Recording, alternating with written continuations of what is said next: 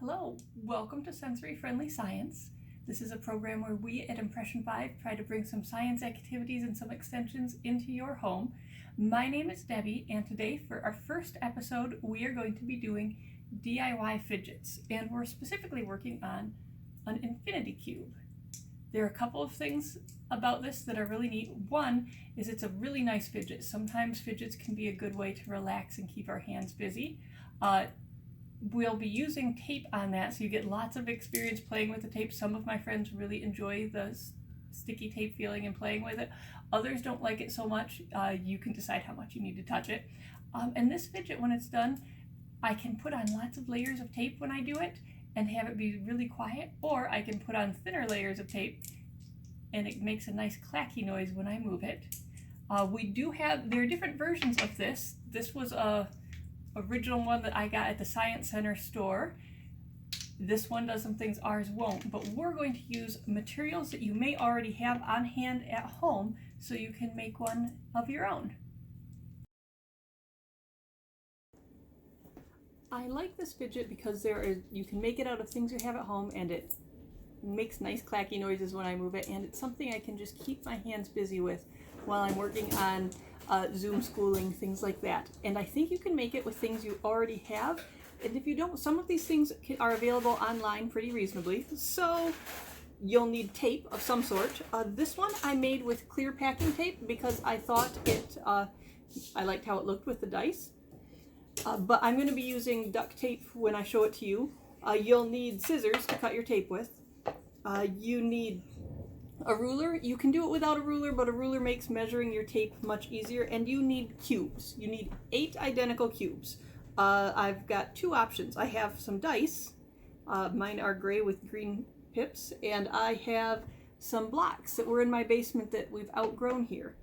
And I'm going to start with the dice because I think it's easier to describe with those, and I find it easier if all of the dice are pointed the same direction. So I have pointed these so all of the 1s are up, the 2s are pointed towards this purple side of the piece of paper, the 3s are pointed to my left, and if I flip this around, the 5s are pointed towards the yellow side of my piece of paper. I'm going to take these 8 dice and I'm going to split them into groups of 2. And this is where my measuring comes in. This is about 1.5 centimeters across for each dice, which means I need a piece of tape that is longer than 1.5 centimeters, but probably less than 3, and not as wide as 1.5 centimeters. How exact you want to cut that might be affected by what kind of tape you're using and how there is a pretty good margin of error on some of this, but we measured at least one set very carefully because we were working on some measuring and some fine motor skills.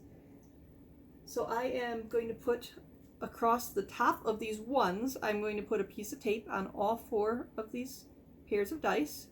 So I've put a piece of tape across each of the 1s here, and here, and here. So I've got all 4 of these covered. I'm going to now make the pieces of tape face each other. So that means I'm going to turn so that my 5s and my 2s are on top. The side that's towards this purple sheet, end of the sheet has 6s in front and 2s on top. The side that's towards my gold edge of my sheet has 6s in front as well and 5s on top. And with all of these pieces of tape pointed towards the center, I'm going to push these together. And now I need to connect my 2s to my 2s and my 5s to my 5s. We've used these initial 4 pieces of tape, and I'm using 2 more here. You will need a total of 16 pieces of tape total. So I'm connecting that. I cut all of my pieces of tape ahead of time because I thought it was a little easier, but you can cut them as you go as well. So I've taped these 2 2s together and these 2 5s together. I'm going to slide these back apart, and these 1s that we started with that are covered by my 4 pieces of tape, I'm now going to make those point towards the outside. And again, I have 5s on top, this time closest to the purple, and 2s on top, this time closest to the yellow. I have 2s and 5s on top and 6s in the middle and my 1s on the outside. I'm going to slide these together again, and different this time. We are going to now connect the opposite direction. I'm going to connect a 2 to a 5 right here and a 2 to a 5 right here. So this is actually workable right now, but these joints where these fold are not very strong. When you fold them, you'll see that you can see where there's the sticky side just a little bit between those dice on those pieces of tape. This is where we use our other 8 pieces of tape. I take them and I reinforce that joint. So right across this 3 and this 4 where those sticky bits are, I'm going to connect, and I'm going to do that again right here with that 3 and that 4, and now I'm going to just start folding my cube, and as I do that, I'm going to find more spots where there's a joint that needs to be reinforced. And I will do this till I've used up all 16 of my pieces of tape.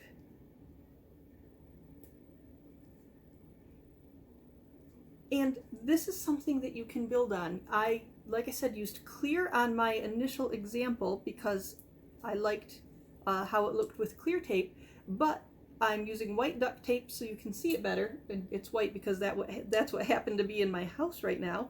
But you can use duct tape. I've seen students do great things with different colors of duct tape while they do this.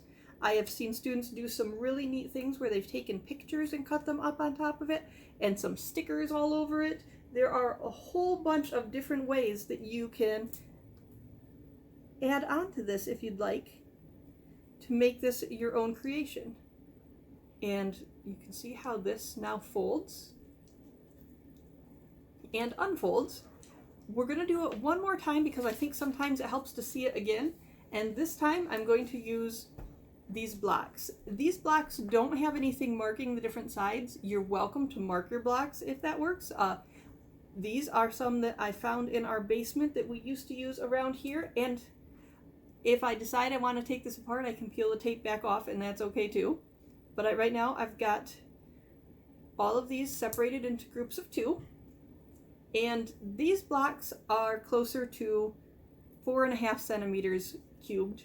So I cut my pieces of tape to be about 8 centimeters, actually 7.5 centimeters long, and about 2.5 centimeters wide. So it's wide enough to cover. I could make this wider and make it cover the whole surface.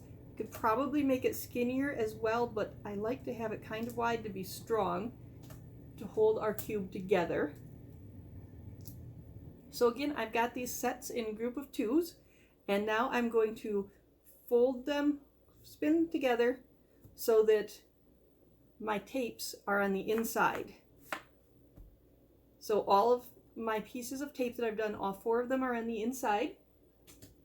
I'm going to put a piece across the middle just like this and connect my 2 halves together. And now those original pieces of tape that were on top, the ones that were on top where we've got 4 of them, those are now going to go to the outside. And now I'm going to slide these together again. So my 4 pieces of tape that I initially had are on the outside. I'm going to put a piece across the top, connecting my 2 rows. This is our piece that goes the other direction. We're going to connect those 2 rows. And now this one's it's a little bit easier to see the hinge. Those are the hinges that I need to reinforce with my other 8 pieces of tape.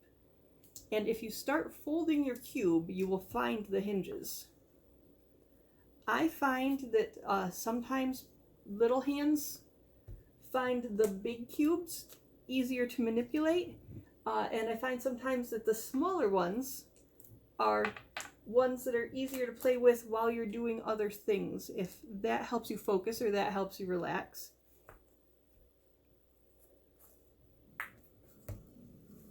Let's see, there they are. If we keep folding, we'll find all of our hinges that need to be reinforced.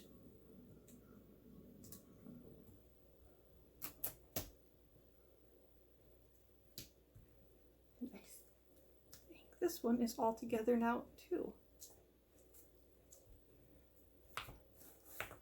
So this is a fidget you can fiddle with while you're listening to things. Some people find it helps them to relax, to have something to do with their hands while they're doing things. Thank you so much for joining us for this first sensory friendly science. You've now got your very own fidget cube to play with, and like I said, you can make it however you'd like. This one that I just made with duct tape is so much quieter than the one I made here with packing tape. I kind of like the clicky, but that is up to you. I hope you enjoy them. I hope you get a chance to play with them, and we look forward to seeing you in the near future at Impression 5. Thanks!